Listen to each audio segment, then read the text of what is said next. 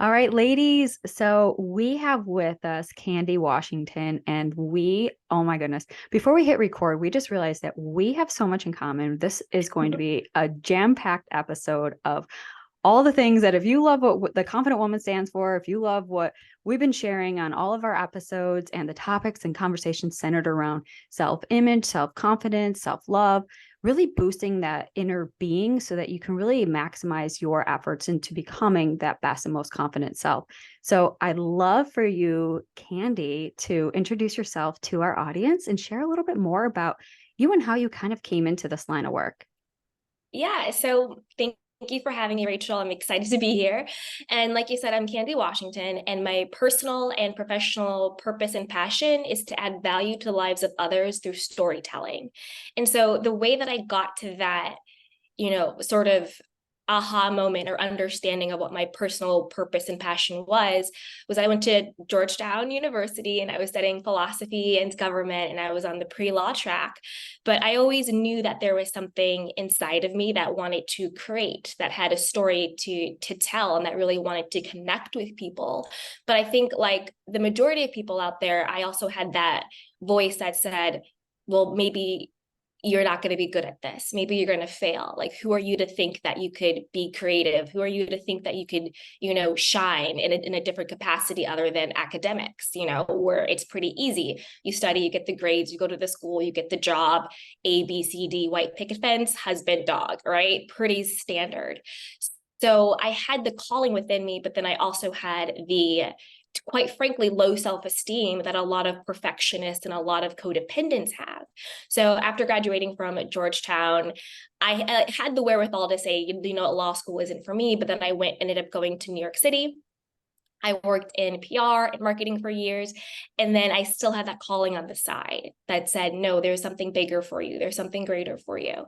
And so I was actually, people sometimes have a trajectory where they're in a crisis, where it's like everything's falling apart and I have to make a decision which way to go. Mine was the opposite. I was actually promoted at my job, but that meant all of the little things that fed my soul, all of the writing and the blogging and the acting and the curating that I was doing, on my lunch hour, on the weekends and at night, I sort of would have to step away from that to step into this bigger role.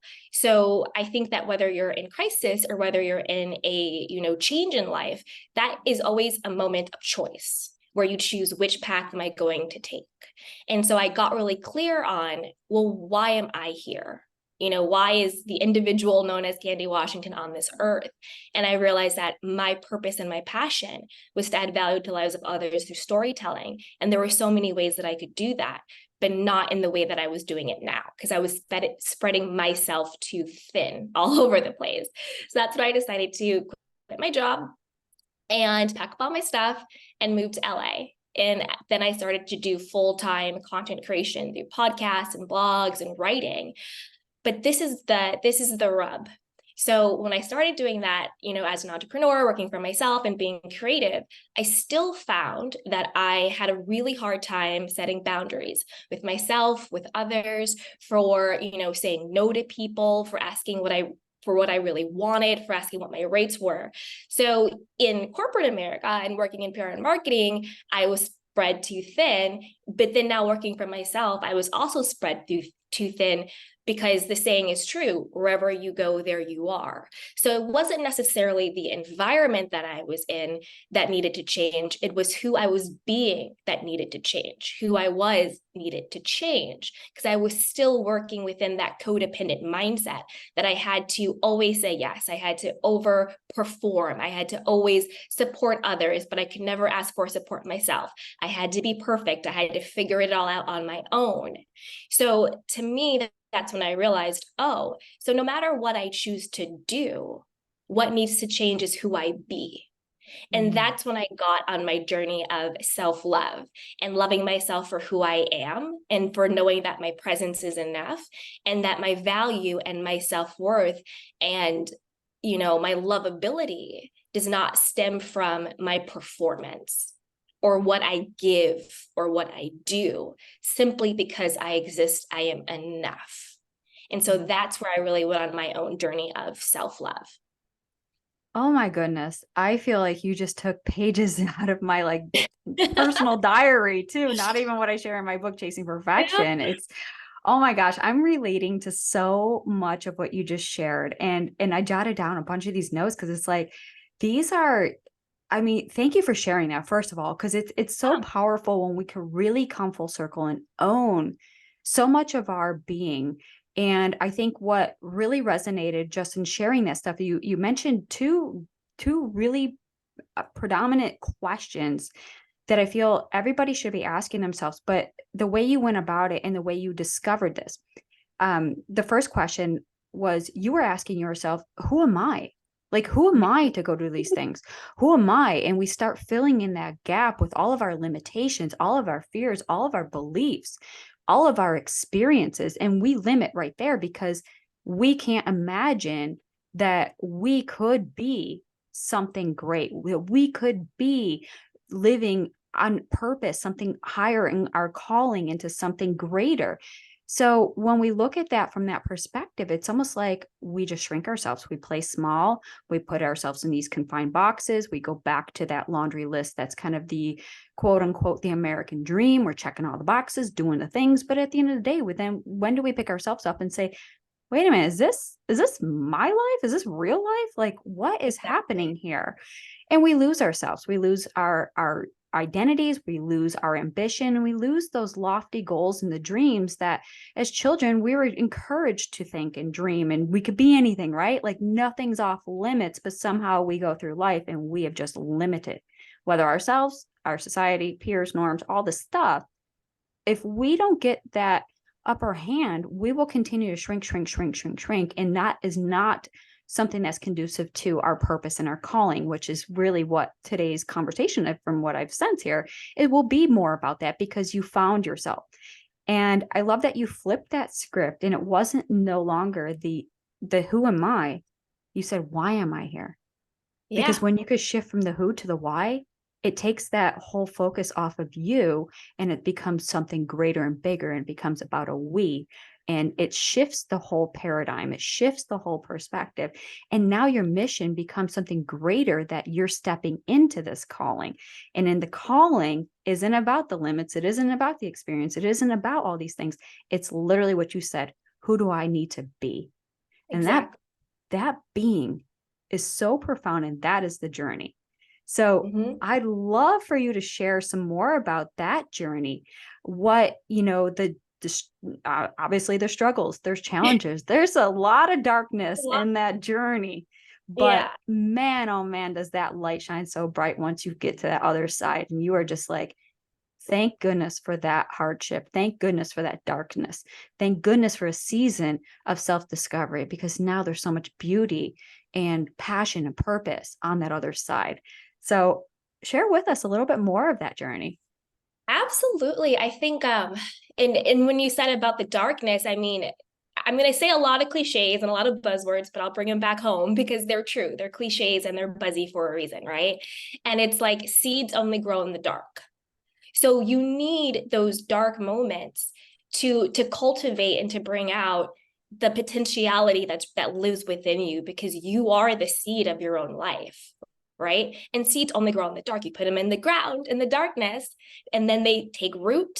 Then they get the nutrition they need, and then they're able to bloom. And the blooming is that light. The blooming is the result. But that cultivation happens in the dark. And so for me, when I went through those moments of darkness of like, well, how am I going to pay rent? Because on Instagram and on Twitter and on YouTube, you see all these influencers and all of these like boss babes, and they seem like they're, 10K months and all this stuff. But like, what do you do before you get there? What do you do when you're not hitting those numbers and reality sets in? That's when you have to really hone in onto something greater than yourself and trust and have faith that this is going to work out. Mm. That I am meant for something, and that I all I have to do is keep going. And so for me, what gave me that faith to keep going was I got really clear on my 3 P's: purpose, which is what I do for others. How am I useful for others? How is my life and my service and my products and whatever you want to call it, how does that add value to other people? Purpose, utility. How can I be used for others? And then what are my passions? And passions are for me. Passion is what fills me up, right? What makes me happy? What do I love doing? And then the third, because I do this as my living, is profit as well. So how do I clear up those worthiness money blocks that I am worthy to be compensated for the value that I add to others? Because there's a lot of money blocks and worthiness blocks around asking for money or compensation for the value that you add, particularly when it comes to women. I'm a woman, so I'll speak for myself. But I think, and then also in the more creatives, like there's some false narrative that there's this glory in a starving artist, or if you make money doing what you love, then somehow you're kind of a sellout.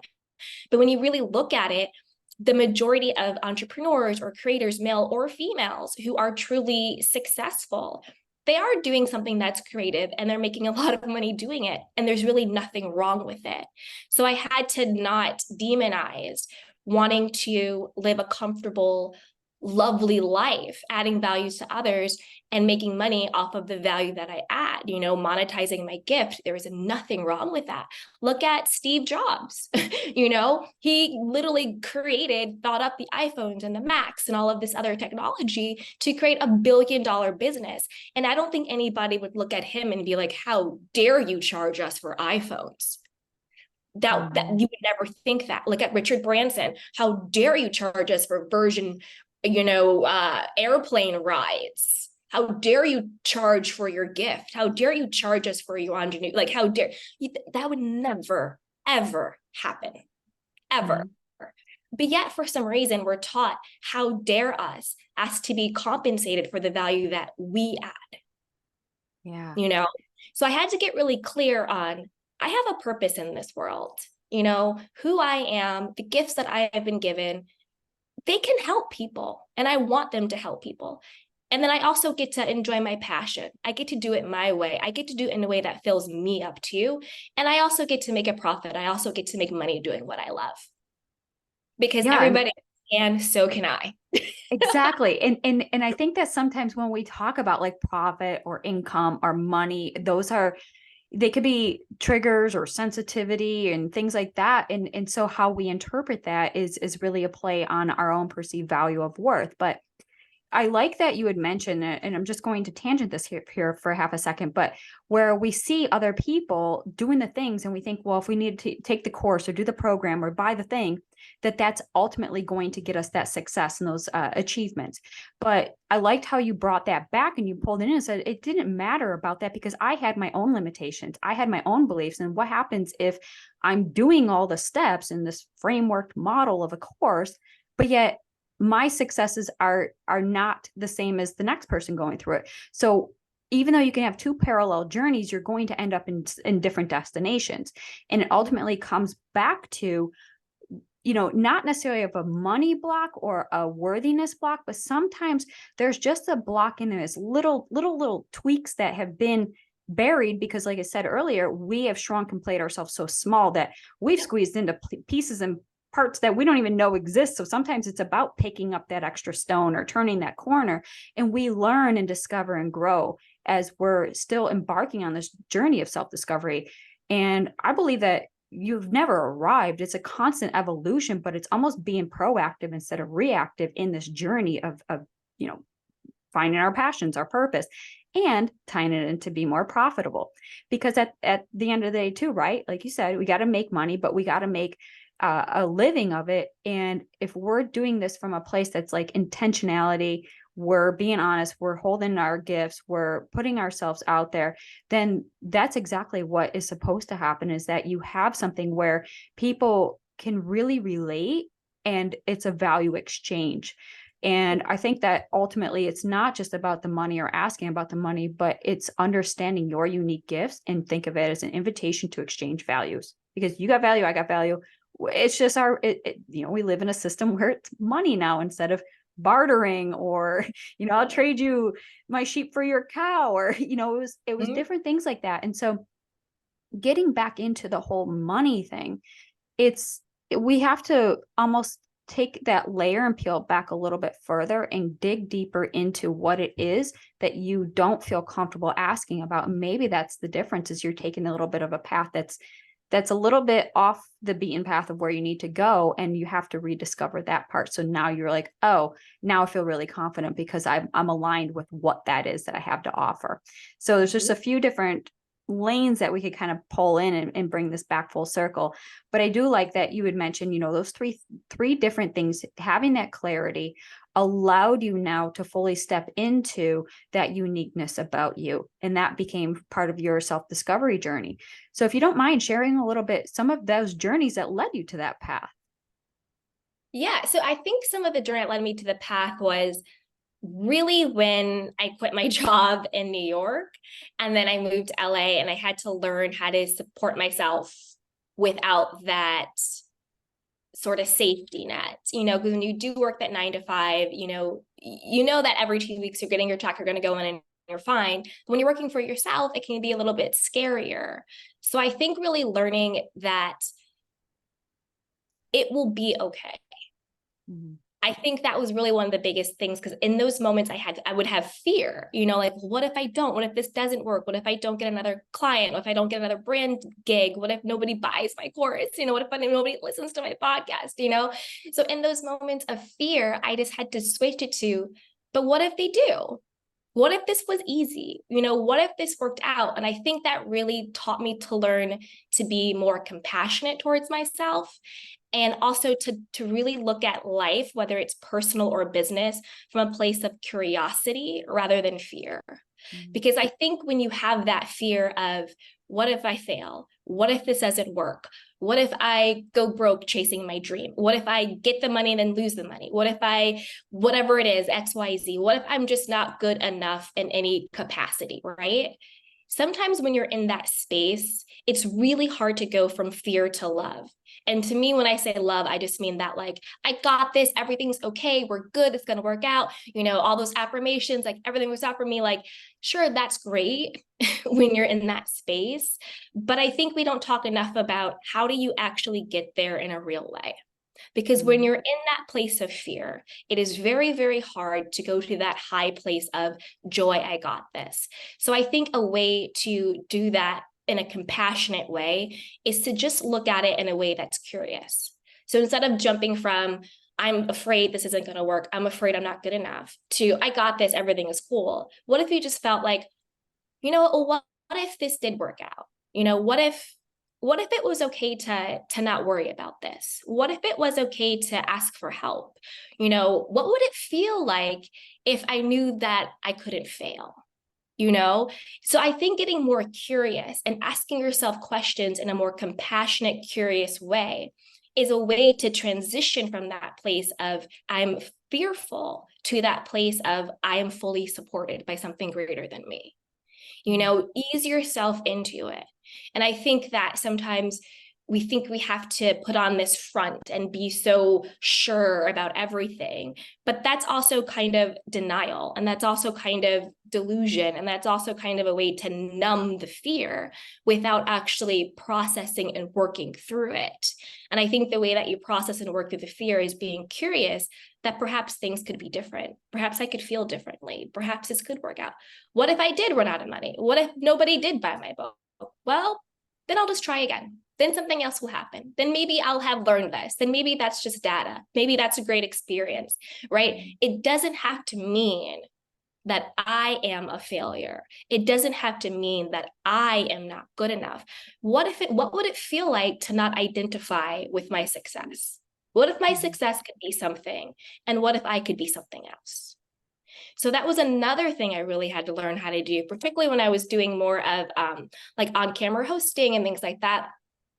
I really had to learn, and even with like writing and all my other stuff, I really had to learn how to separate my person from my persona or my product, because if you identify with what you do, then your self-esteem and your self-worth and how you feel about who you are is tied to an external result. Mm-hmm.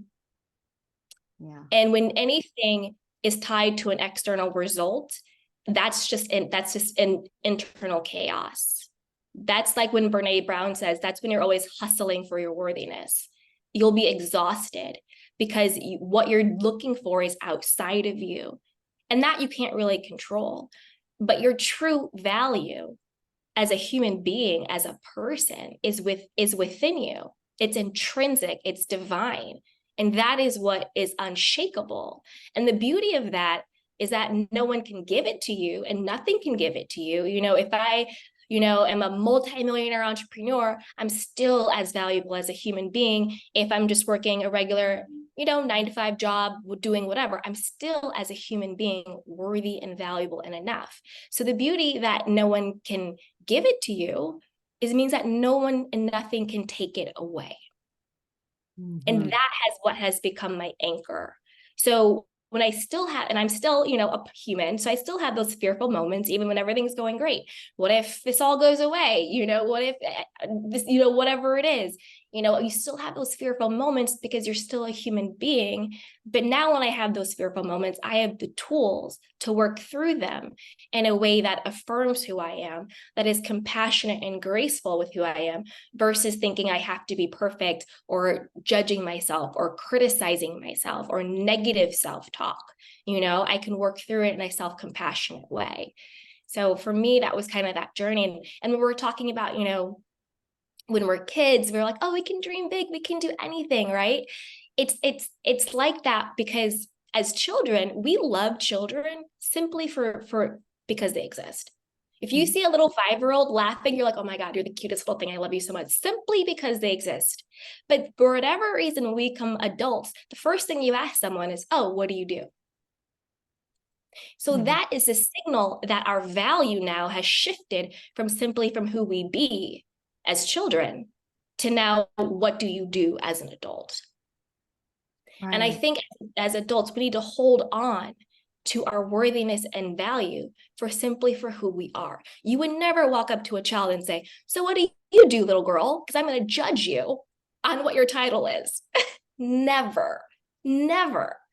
But in all the networking events or social events or just out, usually the first question is, oh, what's your name? What do you do? Not how are you? Not what do you like? Not what's going on? How was your day? Like not that. What do you do? As if somehow what we do is who we are, and that's not true. And it goes back to my 3 Ps, because once you get clear on the 3 Ps, that then gives you the flexibility to change. So I know that my guiding principles are purpose, passion, and profit. But what the purpose and what the passion and what the profit is, I get to decide, and that gets to change. Because then sometimes we think that we have to stick to a plan or stick to a route or stick to a career or stick to a goal that we made because we made it. And there's no way for us to change our minds. Because if we changed our minds, and that means we're quitting, that means we're a failure, that means it didn't work out, right? No, it just means that now you're being called to something differently. So allow yourself the grace and the flexibility to change. So I have my pillars, but what those pillars look like, I give myself the grace to change them. So my purpose could be, adding value through storytelling. That pretty much stays the same, but the storytelling can change. I can tell a story through a podcast. I can tell a story through a book. Us having this conversation, we're just sitting here telling stories about our lives and what we've learned. This is a form of storytelling, right?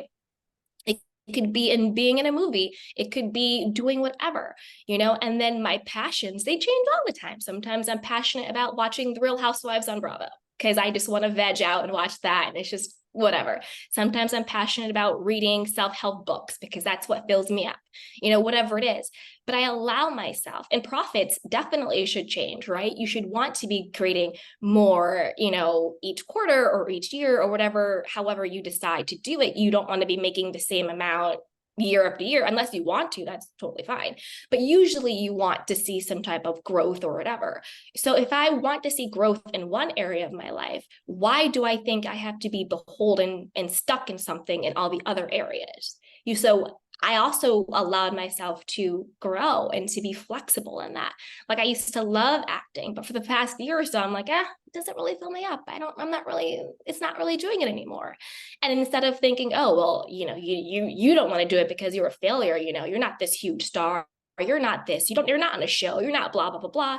I just said, that no longer really lights me up, and that's okay. Let me get curious about, well, what does light me up? What do I feel really good about? What do I wake up thinking, wow, I can't wait to do that today, and allow that. Me being called to doing something different doesn't mean that I failed at the first thing. It just means it's time to pivot.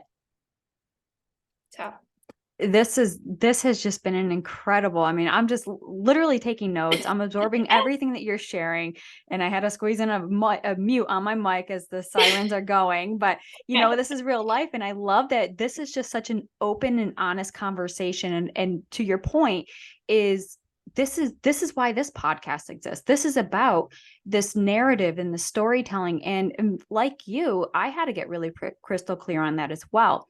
And through my journey of just writing my book, I realized I love sharing stories.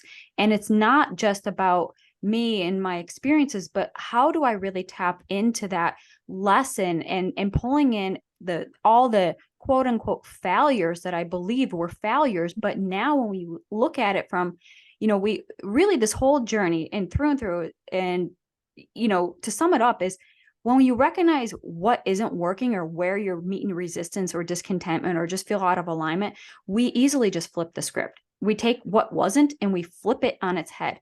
And so in doing so, it's like, how can I take those failures or those mishaps and mistakes, but yet close that into what can I learn from this? How could I grow from this? And yet, how can others benefit from my mishaps or whatever? And in doing so, it teaches you that, I wouldn't say like the art of storytelling, because it isn't necessarily an art when you're connecting through conversations, through stories. It's not like this conversation here is scripted and curated. We had just met just a few moments ago, kind of thing. But yeah. but you see kind of the relatability and the vulnerability of just sharing, some of these hardships, these struggles. And what we do, we bring commonality. And I'm over here like, oh my gosh, like I said, first thing leading in was, did you read my personal diary kind of thing? Right? Because it's such a beautiful gift. And this is the gift that you get to give yourself, but yet you're giving to others because you're allowing them an invitation into your space. You're allowing them an invitation into, this journey. Come with me. We're going in a similar direction. Yeah. We're going to walk different paths. But you know what? We're not doing this alone. We get to experience this life.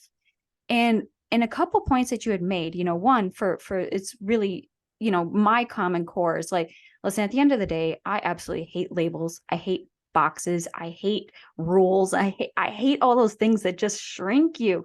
And then it takes out exactly who you are. You are a human being living here on this earth, but yet you're a soul, you're a spiritual being that resides in this human body. So when we can get beyond ourself, our physical, our accomplishments and achievements, we can seek so far deep into our existence. And that's where we tap into what you call your 3 Ps, understanding all that uniqueness, your purpose, your passion, your calling, and tapping into that. And so now again, flipping that script, because for me, I was very much defined by my title, my role, my occupation, what I did, what I succeeded, what I achieved, and all that stuff. Right. So it put all that unrealistic pressure and demand as already a perfectionist striving for something that doesn't exist. Now you put another unattainable expectation on me to now, what do you do? What do you have? And it was that flipping the script of where we think if we have the thing because we did the thing, then we can be whatever it is that we attach to that identity outcome. So flipping that, now we bring it full circle and tapping into, okay, I'm a human, but I have a soul residing in me. This is kind of just like a temporary residency. I'm going through this life. What is it that I'm actually here for? What is it that I can make a difference? Whose lives can I impact? And so pulling this from your story earlier about recognizing that you are here for something greater. And it wasn't just about those avenues that, yes, they were fun and exciting and met a certain need at that time, but knowing that those were some of those barriers that we may not have known otherwise if we didn't venture down that path. So incorporating that, instead of the have, do, be, it becomes now just be you, whatever that is. And that's always going to change because you're going to learn something new about yourself today versus tomorrow and the next day. So that's really cool. It's like the constant evolution. And you bring up that point about being flexible to that change, because we know what it's like to kind of be that firm, that rooted tree, so rooted in your unflexible ways. I can't think of the word right now, but like so firm into that when life tries to sway you and encourage you and pull you and let you explore and venture, you can't, because you're so rooted. And that's where we don't move with our path. And that's where things just feel like they're stifled and we don't feel like we're making that difference. And we just say, like, really, this is what life is? Why is that person so happy and joyous? Well, you can too. You got to get unstuck. So choosing, obviously, when we look at it, yeah, that's all scary and stuff, to venture out into things and not knowing. And I'm a person who likes to be very much in control and structured, and whether that's, something you're saying to yourself, but recognizing that fear loves that stuff because it knows that you're not going to even look over the fence. It knows that you're not even going to look beyond. So how we combat fear, obviously, is by faith. And faith is really the belief in your trusted abilities, the belief that there's something greater, the belief that is beyond that vision of fear and limitations. And so all of this really coming full circle has just been an incredible conversation. I love this conversation. Like, I don't know, this is right up my alley. So if you can't tell, like, I'm excited about it.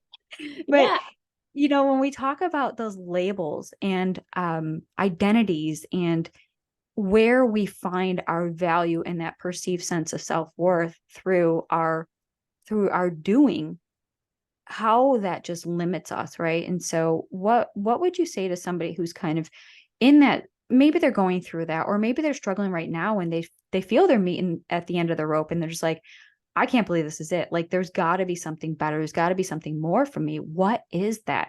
So somebody who's on that fence and kind of venturing that path, what advice would you share? I would definitely say work on releasing shame and then also work on self-forgiveness, because I think these are two foundational inner work that we need to do in order to truly cultivate self-love and self-confidence and in a belief and faith in yourself and something greater within you. Because for me, I had to really release shame. And to me, my shame was just thinking that I was alone, that I was the only one who didn't have it all figured out, or, that I was the only one who was like struggling with different things, whether it was being codependent or being a perfectionist, or not being able to have healthy boundaries. Like, so to me, I had that toxic shame around that, and I think that's what keeps us stuck in it, what keeps us silent, because shame tells us that there's something wrong with us, and that since there's something wrong with us, it's an our problem, it's a me problem. But when we start to talk and we start to reach out and we start to be vulnerable and transparent, you realize, oh, wait a minute, there's nothing wrong with me. This is just a human thing. Becky's dealing with this. Tasha's dealing with this. John's dealing with this. You start to realize, oh my gosh, this is just the human experience. Mm-hmm. The shadow and the light, that's just a part of being human. So my fear is human. My shame is human. All of that, it's human. My doubt is human. My not knowing is human. Whoa. So there's nothing wrong with me. Mm-hmm. I'm just a human being. But like you said, I'm a part of the divine having this human experience. So when you realize all of the shadow parts of you, all of the parts of you that you're scared of, all of the parts of you that you might not like, all of the parts of you that keep you stuck and keep you down, that's just a part of your humanness, right? But the part of your divine is what comes in and says, okay, we get all that's going on, but guess what? You're still good enough. You're still worthy. You're still lovable. And none of that gunk like I said before, can give it and it can't take it away. So Mhm. you get to be the humanness of you, which is that joyful person, but it's also that sad person. It's that confident person, but it's also that insecure person. So you get to experience the beauty of the full spectrum, the highs and the lows and the goods and the bad of being a human. But the divine that lives with you is that rock. It's that intrinsic, unmovable value. So no matter what happens with my humanness, I'm still enough. Mhm. So I can try the job and it not work out. That doesn't mean I'm a failure. That just means that way that I did something didn't work out the way I thought it would. Now I have this information, now I have this data, and now I can just pivot to something else and use all of this wisdom I now have onto that. But it's not an indication of my intrinsic value and worthiness. Like I was listening to Think and Grow Rich by Napoleon Hill, and he talks a lot about Thomas Edison and how he failed 10,000 times before he got it right with like the electricity and all that stuff. And I also talked about Steve Jobs earlier, how much like he like was fired from his company and then came back. The difference with people who, even like Oprah, she was fired and then she came back and made all this stuff. Like all these people, and I just say them because they're the big people that people know, but the pattern is the same. They redefine what failure is. Failure is not an indictment on my worthiness. Failure is simply data. It just means the way in which I did this didn't give the results I was looking for. So now I have the information to apply to the next time I try something. It is almost like being a scientist and your experiments. You're just experimenting with what's going to work and what isn't. And now I have the wisdom, now I have the data, now I have the information. And it goes back to what I was saying before, when I really had to learn to separate my person, me, Candy, my value, from what I was producing in the world, my Yeah. product or going on an edition or whatever it was, or a podcast or a book or whatever it was. Because whether or not that quote failed or succeeded, I had to not let that mean something about who I was. Yeah. I I think that space, I would really work on shame. Brene Brown does a fantastic work around this. So I would really work on shame, and I would work on self-forgiveness, forgiving yourself for thinking that whatever has happened to you or hasn't happened to you, what you have done, what you haven't done, somehow makes you undeserving of Mhm. what your true desires and callings are. Because when Yeah, you are able to forgive yourself, it makes you think that you don't deserve whatever it is you want. And that's not true. exactly. And shame will do that. Let me just tell you, shame is like, Brene Brown is, I always think of what shame, and then there's just a picture of Brene Brown that always pops up because she is synonymous Always. with shame. Yeah. She is. But she is just incredible. And the way she calls them is like those gremlins that will just pop out of the dark and just shame you and just tell you, look at you, you're stupid, you couldn't do this right, you're a failure, you're a loser. And it's all that negative narrative. And, for those who are like, shame is what? It's like literally tune into that inner critic. That is shame in your experiential of real life. So the difference then, of course, from shame and guilt is, just for context here, is that shame is, like you said, is that it's telling you that there's something wrong with you. Mhm. And the guilt is that I am the result of your failure. So like, I am stupid because I couldn't succeed. And that's why I got let go of this job, or whatever narrative you tell yourself. And it's just such an interesting concept, because it essentially leads us through this vicious cycle of perform, punish, and repeat. And I think, sharing that similar experience with being perfectionist is like, how many times do we beat ourselves up by trying something new? And if it didn't succeed, it's like, okay, that's a perceived value of our self-worth. We're not good enough. What do we have to do? And then we go out into the world here to ask for help or seek to figure out what happened. And then it's like we're met on that other end by, it seems like, I don't know, just kind of me ranting on my own stuff here, because this was such a pain point to me back then, was that Mhm. we are just in a society that just tells you that there's something wrong with you. That's why you need this product. That's why you need the solution. That's why you need my service, and you need my, right? So it's like, No, what if it's just, again, going back to what Candy and I are so passionate about, storytelling through conversation. And we realize that it's not about something wrong with you. There's nothing broken about you. There's nothing inherently, defective about you. It's what the world has shamed you to believe about yourself, that you've lost your light, you've lost your dignity, you've lost your identity, you've lost your hope, and you've lost your purpose and passion. And that's all it is. You just found yourself a little lost off the path. You haven't Mm-hmm. gone far. You're No. just you're just kind of sitting on timeout right now. But there's hope and there's a way to get back on this path. And just through this conversation, Candy has given you so many steps and so many takeaways. And this has just been an incredible conversation. But I think, ultimately how we can really redeem ourselves, because as we know, it's not anyone else or anything else out there that's going to give you the thing that you long for inside. And that's the only gift that you can give yourself, is that rediscovery. Because as what Candy was sharing, is that you have a divine birthright. Nobody could take that from you. Nobody can rob you and strip you from it. But yet through all this muck and junk and guck, that we've lost pieces of ourselves. But Mm-hmm. the beauty is we don't have to go back to find them. We can pick new pieces up as we begin to heal and explore. And you mentioned, just in the start of our conversation, really I think would be almost the antidote to shame is self-love. Would Mm-hmm. would you would you kind of walk us through a little bit more of that, of how we can undo some of that damage? Yes. So when it comes to self-love, again, I would start with curiosity. I would journal and get some self-love prompts. I would start with, I am open to learning how to love myself. Can you show me the way? And then just get really quiet and still.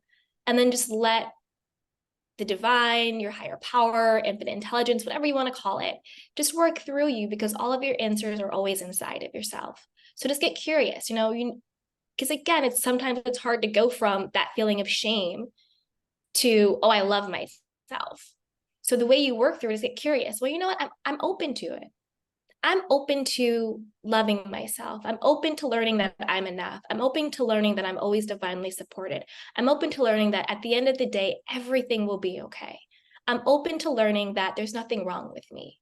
I'm open to learning that I can forgive myself. I'm open to learning that I can accept myself. That there's nothing that I actually need to change, that I'm actually okay exactly as I am. I'm open to knowing what it would feel like to be secure within myself. What would that feel like, right? So then just journal that out and write it out. And then in order to make an action plan, the next thing I would do would be, okay, so now that I'm open to this feeling, if I did truly love myself, what would be the top 5 things that I would stop doing? And get clear with yourself, be honest with yourself, and ask it in a form of a question, because your subconscious mind it's more open to answering questions than statements. Like, I love myself, I'm going to stop doing this. Oh, you get a lot of resistance. You get a lot of like, no, you don't, blah, blah, blah, blah, blah. But if you just say, well, if I really loved myself, if that was true, what would be the top 5? If you can't think of 5, think of 3. What would those things be that I would stop doing? And then if I truly loved myself, what would be the top 3, the top 5 things that I would start doing, right? So maybe it looks like, well, if I truly love myself, then I would stop telling myself that I'm fat and I need to lose weight every time I walk across a mirror. If I truly loved myself, I wouldn't talk to myself like that, you know? And so now that I truly love myself, I'm going to start taking a 15-minute walk in nature every single day, because I love myself. I'm not doing it to lose weight. I'm not doing it to look a certain way. I do it because I love myself, and I deserve to take a break. I deserve to connect. I deserve to slow down, you know? And then now you have an intuitive, authentic, personalized blueprint for your journey to self-love, Mm-hmm. because it's coming from within, Mm-hmm. because you know what you need. You know what you Mm-hmm. need to give up. You know what you need to call in. You already know it. It's just that we sometimes don't stop to slow down and ask and to look in. And we keep ourselves busy and our mind cluttered because sometimes it's painful to truly look at ourselves. You know, a part of my journey, one of the most painful yet freeing things I did was I got really clear and serious that my life is 100% my responsibility. Yeah. It's my responsibility. You know, God, whatever, for me, it's God, whatever word people want to use, gave me my life to take care of. And it's my responsibility. So I can't blame things outside of me. And I also can't credit things outside of me either, right? Because it's from within, it's from me. And sometimes it can feel like judging yourself or criticizing yourself. Well, if I'm responsible for my life and my life is shitty right now, then it's my fault. But that's not what we're saying. We're not saying that it's your fault. We're not saying that you should judge and criticize yourself. We're just saying, wow, now you are empowered with this knowledge. Now you are empowered with the tools that if you created this shitty life, you can create a beautiful one. Because at the end of the day, the person who's creating is you. Mm. So it's not to judge yourself and it's not your fault. And then also remember that, yes, you are creating and it's you and it's from within, but you're still living within a world. So things will happen that are outside of your control. Things will go up and things will go down. But when you come home to self, those things won't knock you as hard. Or you could get knocked, but you're able to pick back up, you know? Another thing that I had to work through myself, and this also goes with self-love, was I used to really live in this delusional, numb land where I was just, oh, everything's great. Oh my God, yeah, of course. Like, la, la, la, la. Like, it was just like, yes, yes, yes, rainbow sunshines. Everything's cool. Everything's great. Nothing bothers me. Oh, don't worry about it, right? That was la la delusion land. So I was operating from a place of everything's always okay, everything's happy, everything's joyful. And I was so afraid to feel the feelings of, you know what, that was actually really disrespectful and not cool. You know what, I'm actually really sad right now, or I'm angry, or that really pissed me off, or I'm frustrated. I was so fearful of these, I don't like to call them negative emotions, I call them unpleasant, of these unpleasant emotions, that I was numbing myself to the opposite of those, to the true joy, to the true happiness, to the true good times, because you can't numb certain emotions without numbing all of them. Mm. And so I had to learn that to embrace my own humanity and be like, you know what, I'm a human being, and right now I'm frustrated, I'm tired, I'm pissed, you disrespected me, I'm angry, that's not okay. And knowing that I'm allowed to feel exactly how I feel, not in a mean way to other people, but I'm allowed to say, you know what, you're not allowed to treat me that way. You're not allowed to speak to me that way. You know, I deserve respect. I deserve, decency. I don't have to pretend that everything's rainbows and sunshines all the time, because right now it's not. One big emotion I really struggled with feeling was anger. I was so afraid to feel angry for things. And I realized I can say in this moment, I am angry, but that doesn't mean that I have to become an angry person. And the truth is, when you don't truly hold space for the emotions, that's when you become what you're resisting the most. Mm-hmm. That's when they say what you resist persist. So when I wasn't allowing myself to be angry for things that I was truly angry about, it would show up in different ways. That's why sometimes when people get, in fender benders, or not even that, just this person didn't signal on the thing and they road rage, or this little thing just sets you off, or your husband comes home and you're pissed because he didn't do something last week, but he didn't take out the trash. Now you're yelling at him for the trash, but you're really pissed because he forgot your birthday or whatever it was, right? It's because energy cannot be created or destroyed. It can only be transmuted, right? You can change the energy. So even though I'm ignoring that anger, I'm ignoring that disrespect, I'm ignoring that disappointment, it's still there. Mm-hmm. And it's like a toddler. I'm going to keep doing things until you pay attention to me. I'm going to keep doing things until you pay attention to me. And it's going to manifest. Sometimes it manifests in physical ways. People get migraines or headaches or disorders or stomach pains. It's that energy, it's that discomfort that is just saying, pay attention to me, hold space for me. So now when I get angry or frustrated or sad or disappointed or just simply just pissed off about something, this might sound weird, but I truly just literally hold space for myself. Put my hand on my heart. Sometimes I do this. I just put my hand on my heart. I close my eyes and I say, Candy, you know what? In this moment, I'm really pissed off. This person said this to me. This thing happened. I'm really pissed off right now.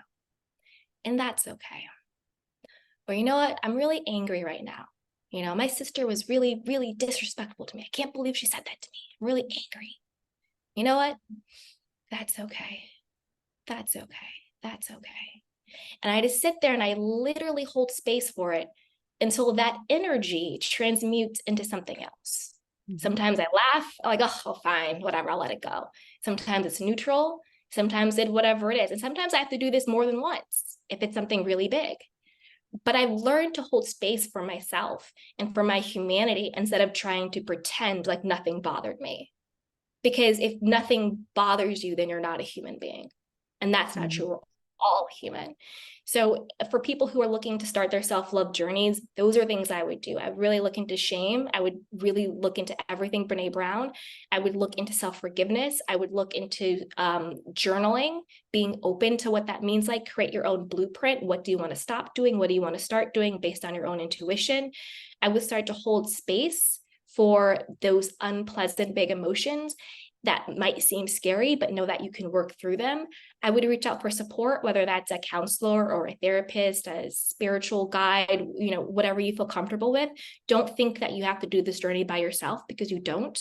I would start listening to podcasts like this, reading, self-development books, reaching out to people who are safe, and by safe, I just mean not everyone has the capacity to hold space for you, particularly if you're starting a journey of self-discovery.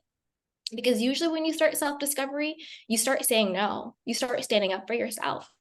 Again, not in a mean, disrespectful way, but just in a, you know what, I respect myself and I know that that's what I deserve. And this is who I am. And this is just a standard for me now. People have to respect me because I'm human and every human deserves respect. And that's it. And so when you start to create those boundaries and you start to push back, not everyone is a safe space to hold space for your growth. Not that they're bad people, but they're just used to who you used to be. And they're used to they're used to living in a story of the character that you played. So when you start to play a new character in their story, that disrupts their narrative. And they're like, whoa, whoa, whoa. What do you mean you can't do this for me? What do you mean you're pushing? Like, wait, what? People don't like it when their narrative and their bubble and the character that you've been playing in their life decides to change. So know who is safe on this journey with you. Not that they're bad, but they just might not have the capacity. And then also find community. There are so many community groups, but also be careful and use your discernment. If you're in a community group or you're seeking support or you're seeking help and it just doesn't feel right, don't stay. There are a lot of groups out there. There are a lot of gurus out there. There are a lot of people out there, especially in the self-help and wellness community. If it feels a little off, if it feels a little culty, if it feels a little dabbling in weird stuff or just whatever it is, if you have that voice in you that says this isn't right, listen to your voice first, the best and most, and don't continue to be in that community. Don't continue to listen to seek support from that person. Really listen to that little gut intuition, that voice. And that will guide you to the right place. And sometimes it takes trial and error. Sometimes it takes a while to find your tribe, to find the people who are meant to help you on this journey and that you're meant to help too. So don't think that the first person you go to or the first group you join has to be it. Think of it as like dating. You're trying it on, maybe it fits, maybe it doesn't. No harm, no foul, move on to the next one. So those are the things I would do. Also, meditation is really key, just taking the time to slow down, connect. I pray. For me, prayer is when I talk to God. Meditation is when God talks to me. So I would do, prayer, I'm talking to God, and meditation, I sort of just try and clear down and just get any downloads. So really having that dialogue with whatever higher power you connect with, I think that's really huge. Taking time to connect to your body and to nature, whether it's through dancing or writing or painting or swimming or just going for a walk, sitting in the sun, just taking time to connect back to yourself. And also, whether you're male or female, also healing your divine feminine energy. And to me, that's not about gender or any like woo-woo stuff. It's really just the aspect of your soul, the aspect of you that allows you to receive, allows you to be in your flow, allows you to relax, and allows you to be. Your masculine energy is the do, the feminine energy is the be. So that energy is just allows you to relax and allows you to know that you don't have to do anything in order to receive or to be worthy. So really work on healing that energy as well. Oh my goodness. You packed in so many incredible, no, these are just practicals and tips and strategies and takeaways. And, you really put in so much of this because I know that it's like you had to do this yourself. This is you sharing how it helped you. And to be honest, you're pulling context out of my book again. So it's just so bizarre, but so in alignment because you guys, we are here sharing exactly the same message through two different shared experiences is that of all the things that life can be happen to you, taking that advice about flipping the script and what Candy had shared, taking personal accountability and responsibility, but also personal inventory of where you're currently at right now. And so you could say, somebody who's on the fence and saying, well, how can I forgive what happened to me? How can I forgive what was done to me? Listen, we're not here to condone or condemn or for, give pass on that stuff. But the moment you allow forgiveness for you for holding on to something that wasn't your fault, that's where the healing begins. Forgiveness is such a profound, profound tool in that tool belt because again, forgiveness isn't about them. It's about you. You've got to set yourself free. So the longer you keep holding on to the gripes and the pain and the turmoil of what was, it will always be a stronghold and hold you prisoner to what was and won't let you go into moving forward in healing so you can step confidently into who you're created to be. So there's a difference there. And so I really wanted to hone in on that point because it was such a pivotal moment in my life because in my book, I share so much of like, there was a lot of bad stuff that happened to me. Now I flipped it and said, this is what's happening for me. I get to share, I get to empower, I get to heal, I get to move on, I get to love, I get to experience, I get to just feel all those things that I shut out and shut down. And to your point, Candy, there was a really great, when you talk about you can't shut down one feeling without shutting down them all.